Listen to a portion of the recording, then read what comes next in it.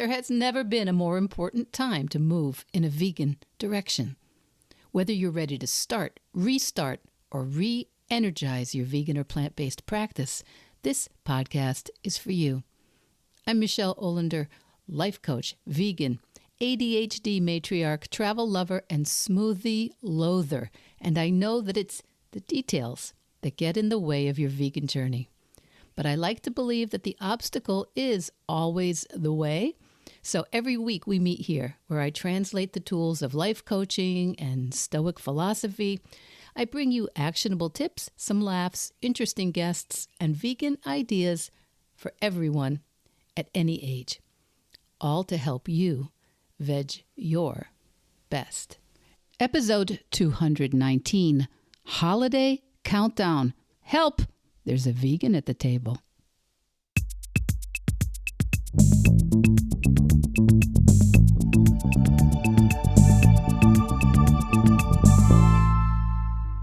Hi, my Veg Your Bestie. This podcast is coming out 6 weeks before Christmas. And this year, I see that the first night of Hanukkah actually coincides with December 25th. And in the U.S., it's just 2 weeks until American Thanksgiving. So I thought it was important to take a few minutes this week to talk about your vegan holiday countdown. But just before I go on, I wanted to share a thought or two about the devastating floods we've witnessed in North Carolina and now in Spain. Horrific news and footage from Spain. Climate change. It's bringing more and more, and it will bring more and more of these intense weather situations to places that have never experienced these sorts of events. And there's no reason to think that this isn't the new normal. And I think there is evidence, don't take it from me, you can do your own research, but there's evidence that limiting and eliminating the consumption of animals and scaling way back on industrial animal agriculture is one way to be part of the long-term solution. But even beyond that, we've seen this fall just how things can change in an instant. If we're lucky enough to be with our loved ones and friends today, this week, or during this holiday season, let's try to make that the real win, the real achievement. From my point of view, there's nothing more important to keep in mind this season. So, especially if you're starting to feel a little bit tense about the upcoming holidays. Now, one of my favorite organizations, World Central Kitchen, under the direction of Chef Jose Andres, they step in during disasters, wars, crises, and they provide access to food. Food is not just calories, it's someone remembering that you're alone, that you're hungry, that you've lost things. So World Central Kitchen has shown up in Valencia, Spain during this recent disaster. It's responded almost immediately in Asheville, North Carolina after Hurricane Helene. And they've been feeding and setting up local support to the war-ravaged populations in Ukraine and now in Gaza and amidst the unrest in Haiti. So World Central Kitchen is just one organization that reminds us how many of us, it's a reminder how many of us are just one event away from hunger. So if we're safe, if we are with friends and families, if we have food to share, let's remember that that is the biggest gift this season. But to the point of today's podcast, if this is your first holiday season leaning into a plant-based or vegan practice, I have a couple of thoughts. And if this holiday season you have a vegan on your guest list, you might be feeling some overwhelm, some confusion, maybe even some annoyance. And if you're vegan and some of your family and friends are not, you may also be experiencing some overwhelm, confusion, or even annoyance. The main reasons that we get together during the holidays, it's not the food or the gifts, right? I think we all admit that. any of us who've lost family and friends along the way, what we wouldn't give to know they'd be at the next holiday gathering, right?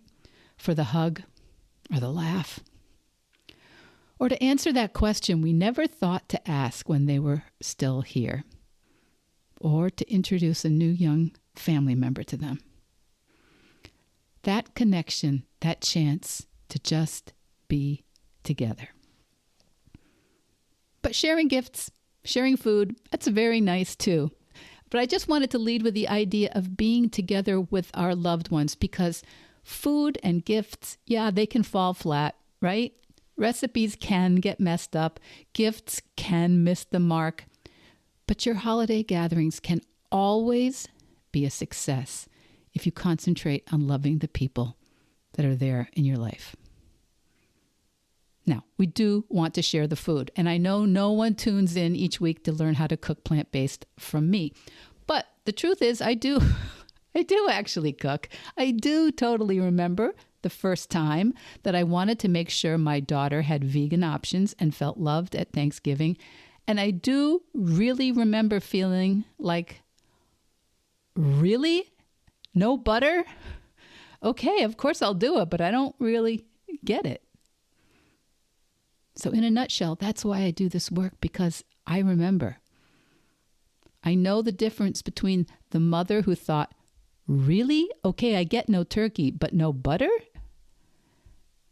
I remember the difference between that mom and the mom today, me today. The only thing that changed, really, is my mindset, my brain, the way I think about things. Because now when I see cow milk or any mammal milk, when I see butter or cheese, it's true. I just see the secretions of a tortured animal who's been repeatedly inseminated and then had her baby taken away from her and probably sold for veal so that the milk can go to the dairy industry. And there's more. There are the hormones that rev up the milk production. There's the confinement, the infections requiring antibiotics, the irritation that comes from being milked so heavily. And I know, happy holidays, right? But it's a different thought that I have. So anyway, once upon a time, I thought about happy cows and sunny fields, giving the farmer a little extra milk between nursing her calf. And it's possible that that exists here and there. But it's the tiniest percentage. It is. It's the tiniest percentage in spite of all the marketing and smiling bovines on wrappers and on cartons. So my point is not to bum you out during this countdown to American Thanksgiving and the winter holidays. There are reasons why our culture developed raising animals. It was essential for survival in so many cultures, and they really were pastured. They really did eat grass then. And one of these days we can talk about the labels and marketing around grass-fed another time. My point this week on the pod here is to say that many of us, if not most of us, have a couple of holidays coming up in the next 6 weeks or so. U.S. Thanksgiving, Christmas, Hanukkah, Kwanzaa, winter solstice, New Year's. And I'm going to confine my remarks in general to the holidays that my family and I celebrate together. But many of those ideas will be more or less universal. Whether you're a new vegan or beginning a plant-based lifestyle, or if, like once upon a time I was, if you're trying to imagine how to include a vegan or plant-based guest or family member in your upcoming gatherings. Or if you are newly plant-based or vegan and joining a non-vegan family for their holiday celebrations, all of these can be surprisingly tricky to navigate without a plan. Because if, as a vegan, you show up at someone's holiday without giving them much of a heads up, without bringing some food that you can eat, it's not impossible that you're going to find everything contains animal products. And if you're thinking that a significant other or family member is vegan, you may be thinking, what the heck does that even mean? Do I have to make twice as many meals? So, today at the very start, I want to suggest that a few things are possible, especially for people who may be having what I sometimes call a hybrid Thanksgiving or holiday. And there are loads of resources out there. There are loads of great websites and programs and meal plans you can try. But I would say for most of us, we are coming up on a bunch of holidays and gatherings, and we might realistically not have time to learn how to make a vegan mushroom Wellington from scratch or learn to bake a vegan cheesecake. And if you do, amazing. And I highly recommend you try to have one or two showstoppers for your vegan guest. And by the way, if your vegan guest sees those things, there will be tears of relief and gratitude in their eyes. And if you yourself are the vegan heading to historically non-vegan get-togethers, that would be great, right? It would be great to bring something you know you can eat and share that most people will love.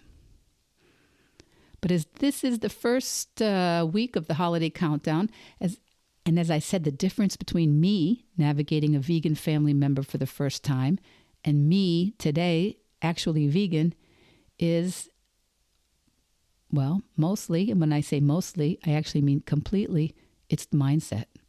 It's just a change of mind and then the practice. So, first step, making a plan. And even if you are a veteran vegan and everyone will be vegan at your table, this is the time to make a plan for you too. And if you just hyperventilated hearing that word plan, or worse, if you started rubbing your hands together and began Googling for the perfect planner, I get you. I am you. I have been you. I can overcomplicate opening an envelope. But let's decide. Let's decide to make this as simple as we can. Where are we going to be? Who's going to be there? What are we trying to achieve? Now, in my case, the current plan is we will be joined at our house. My husband and I will be joined at our house for Thanksgiving by our daughters and their families.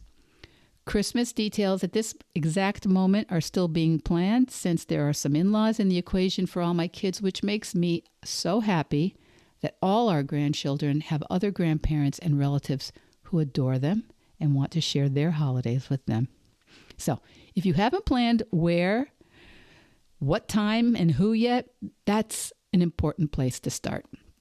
Don't get tense until you have those figured out first.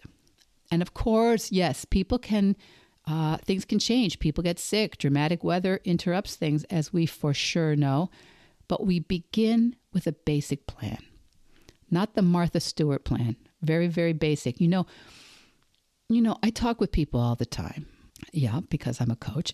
And the holidays, almost everyone cherishes. Those memories have nothing to do with matching linens and crockery and centerpieces or beautifully plated meals and starched napkins.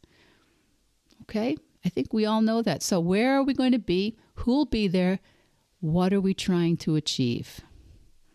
What are we trying to achieve? If you're not vegan, but you have vegans coming, you may be trying to achieve a situation to welcome them and get to know them.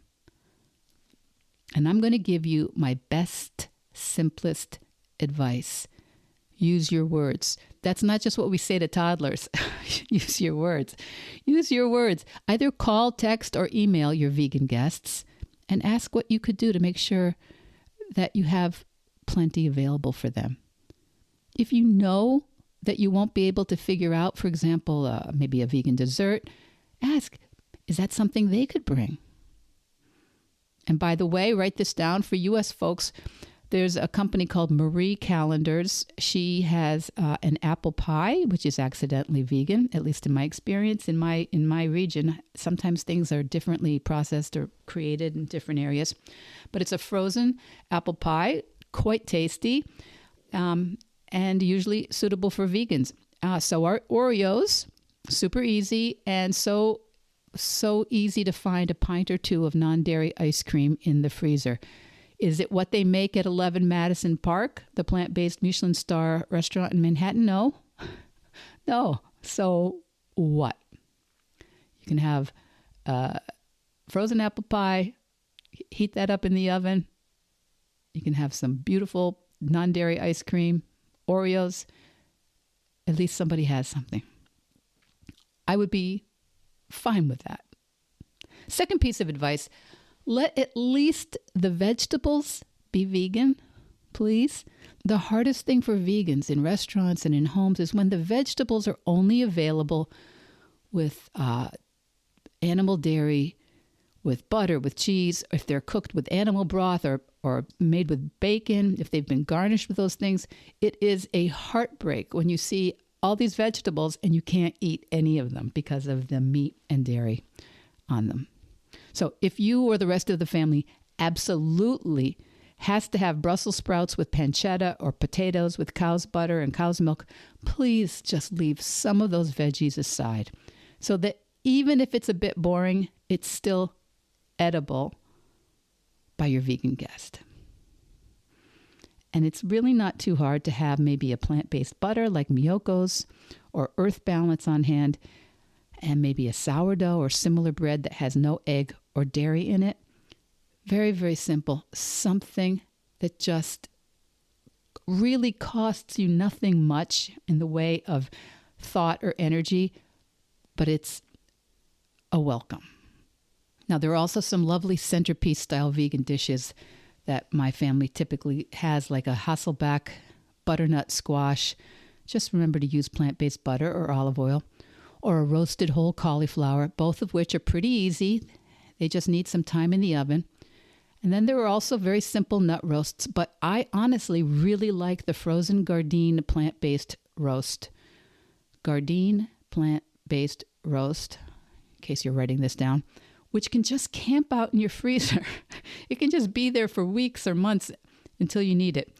And in our family, there has always been a mushroom tart at family gatherings, which is usually made with accidentally vegan crescent roll dough from the supermarket and a vinegar coleslaw, both of which have been on the table forever, and they predate any vegans in the family. So you can find a million recipes, but the holidays might not always be the best time to learn a million or even a couple new recipes. And I think just the tiniest bit of thought will mean your vegan guest or guests will feel welcome and full at your table. And if you are the one, if you're the vegan, maybe use your words too. Give a call, ask what you can bring, maybe suggest a couple of those simple ideas that you could bring with you. So, the plan. When is your holiday get-together? Where will you be? What are you trying to achieve? If you're having any anxiety or tension over the upcoming holidays, please consider just redirecting that busy brain of yours to answering these questions as simply as you can. You know, one of the best Thanksgivings I remember is just a few days after our first child was born. My husband and I had planned to go to my parents' house for Thanksgiving, but there was a huge snowstorm Thanksgiving morning. And of course, we didn't go. But before I had time to really be sad, my parents, who never drove in winter advisory weather, I could hear them kicking the snow off their boots on the front porch to bring in a simple Thanksgiving meal to us. I can never share another meal with them. It's not the food, is it? Right? It's not the food per se. It is that feeling of being fed. The feeling of being cherished, welcomed, respected, and loved. So whether you are the odd vegan out or worrying about welcoming your first vegan to your holiday table, even if you're just thinking about how to really simplify and de-stress this season, please give some of those ideas a go. And if you have the means, consider looking how to support those who are struggling this season around the world. Even if we can do very little, almost all of us can do something. And we can also let that knowledge of human suffering remind us to count our blessings. There's never been a more important time to move in a vegan direction. I think that significant events around the world are showing that to us now. But it does not have to be stressful. It for sure doesn't have to feel like restriction or deprivation or a hassle. A plant-based practice just needs a little bit of willingness, a little bit of open-mindedness, and some practice. But you don't have to wait or worry. You can just veg your best. Veg Your Best podcast production, music, and editing by Charlie Weinshank. Thanks, Charlie. Before you go, it would mean so much to me and the Veg Your Best team if you would hit subscribe, leave us a 5-star review, or share with someone you think might be interested. Something about algorithms, it helps bump us up a little in the rankings, and that's the best way to help others find the podcast and for us to find our audience.